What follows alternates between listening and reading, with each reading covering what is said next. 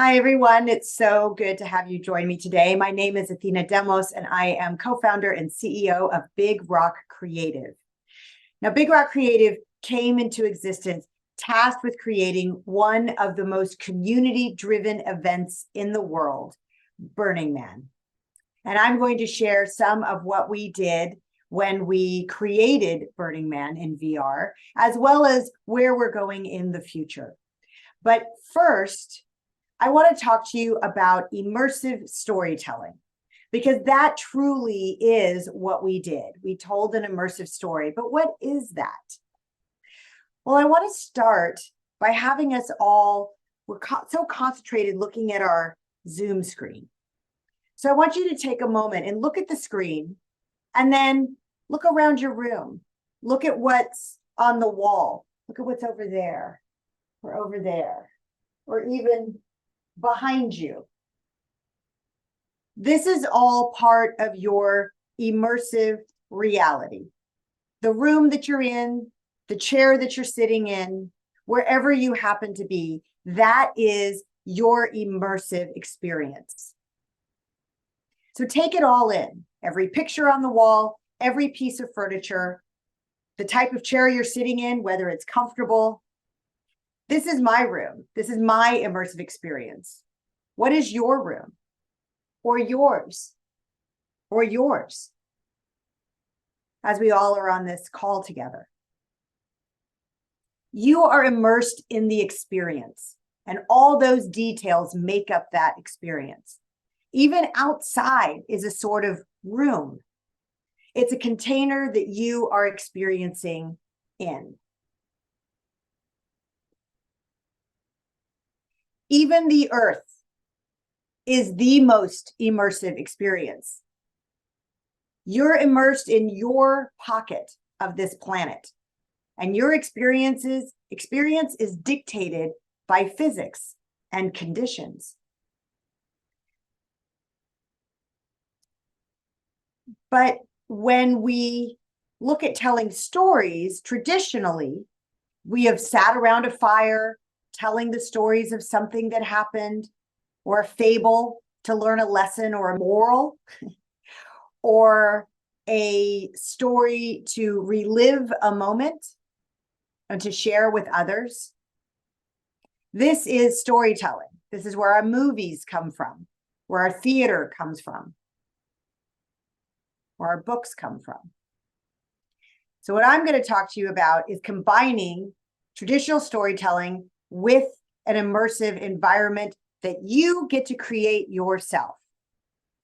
So before that was your physical reality. Now I want to talk to you about your virtual reality, your digital reality. And with virtual reality, we have the ability to create any reality that we can dream of. When we create VR worlds that tell our story or your company's story, we need to take into account everything in the room, not just the 16:9 frame we're shooting, but all aspects. So I come from a world of traditional filmmaking, documentary films, television, commercials, and we look at a frame. We do this, 16:9. But when you're talking about immersive virtual reality worlds, it is everything in the room. It is everything you can interact with. It is all the ways in which you can be participating with that space. And how does that tell the story? So some really great immersive storytellers that I highly recommend you research on your own. For linear storytelling, there is really nobody better than Felix and Paul. They have a phenomenal app that you can get on the App Store, and it has free content as well as paid content, and all of it is worth it. If you're interested in doing linear 360 storytelling, they are the gold standard. Now, there's also an app called BRCvr, which you can get for free. And it's a way for people to share their 360 content with you. So it's like the YouTube of immersive content. And YouTube is also available in the VR headset, but Dio is specifically designed for 360 filmmakers. For immersive theater, you put on a VR headset and you go to the theater. The actors are avatars. The whole environment has been made for you, and you are now a character in the play. You are interacting and you're completely immersed in the experience. Finding Pandora X, The Respite, or Gumball Dreams have all been amazing theatrical performances. And I actually just found out about a few others that I haven't added into this slide deck yet, but it's very exciting to see the world of immersive theater take hold. There is so much more that you can do than just what is capable on a stage with moving set pieces. So when I was at South by Southwest earlier this year, there were several amazing immersive storytelling pieces that were there. In the upper corner over here, this was called The Forager. And that one was you're a spore and you're floating through the forest. You're a mushroom spore and you are experiencing what it's like to go through the life cycle of a mushroom spore, down to floating in the air and landing on a piece of wood, and that wood rots and the spore flourishes and the mushroom fruit comes up, and all the while you're smelling the forest. There was a little chair that you sat on and it rumbled. Immersive experience. And you don't have to be humanoid. I was a mushroom spore. This one down here, there was 5 people that all got into these weird suits and we all were connected together. So together we were one single organism and having a VR experience that was otherworldly. Pillow was really fun. That one down here, it was single user and you experienced being a rocket ship in space and you were lying down. So it was lying down VR, which is unusual. And trying to shoot your rocket around planets to get to your final destination of dreamland. So you don't have to be a human. But with this one, Stay Alive, My Son, is all about the Cambodian genocide. So now you're empathetically connected to a man who's hunting for his son who was taken from him, and he doesn't know whether he's alive or dead, but he has hope. So all these stories are forms of immersive storytelling. Then you can go one step further and you could do participatory storytelling, like an escape room where people have to come together and experience what it's like to solve a problem, but in a completely different space. And those people don't necessarily need to be in the same physical space. They can be in different physical spaces and still have their consciousness together in the same virtual space. And then there's traditional filmmaking while you're in VR. So We Met in Virtual Reality was filmed completely in VR, but then brought out into a normal 16:9 frame and streamed, I believe, on HBO, but I don't remember for sure, but I believe it was HBO where it filmed. And then what did we do? We did BRCvr, which is a little bit of a combination of everything I just talked about. We empowered participants to become creators and contribute to the communal effort of storytelling. We gave them the tools to create the worlds, to tell their stories, to invite their communities in, to showcase what they have, and in a way connect to the physical world. Now, what is that physical world? What is Burning Man? So Burning Man as an event is a temporary artist community where 80,000 people get together for an 8-day period of time where we share our art, our magic, our community, ourselves. It is a purely gifting economy, and it's all laid out in this 7 square mile place that you see before you. That is Burning Man. But Burning Man is also an ethos and a culture. It is far beyond this one event that happens in the Black Rock Desert in Nevada. It is events that happen all over the world. It is events that happen in various communities in lots of different countries. I believe there are about 300 contacts, ambassadors to a Burning Man all over the world. Of those, they organize somewhere around 40 to 50 camping events and even more daytime or one-day events. All of these to bring the community together under the auspices of the 10 principles of Burning Man. Now, these principles were written not as commandments of what you should do, but as a descriptor of what it looked like when we were at our best. And my favorite of all of these principles is communal effort, because it says you need to make something larger than you can do yourself so that you can invite others in to participate with you. And in that participation, you have to be radically inclusive. You have to invite everybody in no matter what, because their skills are useful.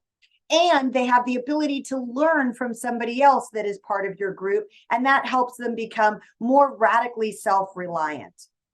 Their inclusion and what they bring to the project is their radical self-expression, and it is a gift.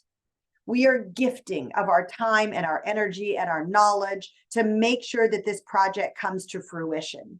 That gift needs to be decommodified in that we remove the sponsorships and the false value that we add to things that create an expectation of a reciprocity. Decommodification says, I give this gift unconditionally, and therefore I am a part of the whole. When we are done, we leave no trace, leaving no trace and leaving a place better than it was when we found it, picking up all the garbage, which we call moot, matter out of place. It is our civic responsibility to do this under the auspices of the laws of the area that we are in. And often that calls for us to answer the immediacy call, that call to answer a need that happens in the moment. That is immediacy. And so you can see where these 10 principles, when they're all in play, form a philosophy that we can all live within. And so that's what all these events, as well as the Burning Man event that happens in Nevada, are functioning under. So when I said we told the story of community, there's lots of communities at Burning Man. You have in the upper corner, Pink Heart and Opulent Temple and the Cock Car, which is a giant peacock. You have Fuzzy Pink Camp and you have Collective. So there's all sorts of different communities and they all have a story to tell. You have your family story to tell. You probably have a company who has a brand story to tell, or the history of that company and how it came to fruition. Whole museums are dedicated to just telling stories. So what is the story you want to tell? For us, we told the stories of the Burning Man departments, the artists, the world builders, the event producers, and the participants. We gave them activities to interact with each other and to interact with the world itself, putting on wings and flying around, exploring different areas, finding mazes, listening to talks by artists, panels by people who had been to Burning Man before, listening to DJs, going to meditations, all the ways in which they can participate. We created all the men that had ever been created, all in one space. Normally it's one a year that you get to experience. But this little man statue has changed over the years from 1986 to 2023. And all of them exist in one world. And we had people knowledgeable of the event from the very beginning come and join us in the world. Stuart Mangrum and Haggis, Andrew Johnstone, who came in and walked man by man and told us the stories of each one of the men and how it was created and the theme of that year. And where are we going in the future? Well, the BRCvr immersive documentary experience is bringing the physical world into the digital world. So in 2020 and 2021, we created a digital twin of the Burning Man event that happens in the Upper Nevada desert because it couldn't happen in person due to COVID. And out of that, we realized that we could have both. And in 2022, we went to the Black Rock Desert with cameras, 360 and 180 cameras, and we shot interviews and videos and moments in time and happenings, and we brought it all together. And when we got back in 2022, we processed the footage and we put it into the digital twin. So right here, so this is actually footage of the center camp. And so now you can see 4 different worlds. Each one has a bubble. The bubble is footage that was recorded at Burning Man. We embed that into the digital. And then you are able to go inside of it and immerse yourself in that physical experience. We have the burn. We have different art projects. You can see the people, and you can go in there together with other avatars and share in that experience. We even captured some of the performers, such as down here at the bottom. This is William Close and the Earth Harp. We captured him in his studio and then brought him into the digital space. So the structure that he's standing on, the entire world and the strings are modeled. He himself and the instrument he's standing at was filmed, and we meshed those together. When you bridge physical and digital reality together, you bend the mind's ability to distinguish between the two, and it all just becomes reality. So this is our team and all of our avatars. We love hanging out together, and I loved being able to present this with you. Very soon, we'll be able to present with you Story Spheres, which is the ability of taking these 360 spheres and embed it into your digital experiences so you as well can have digital and physical reality together. Thank you. I enjoy hearing all of your questions.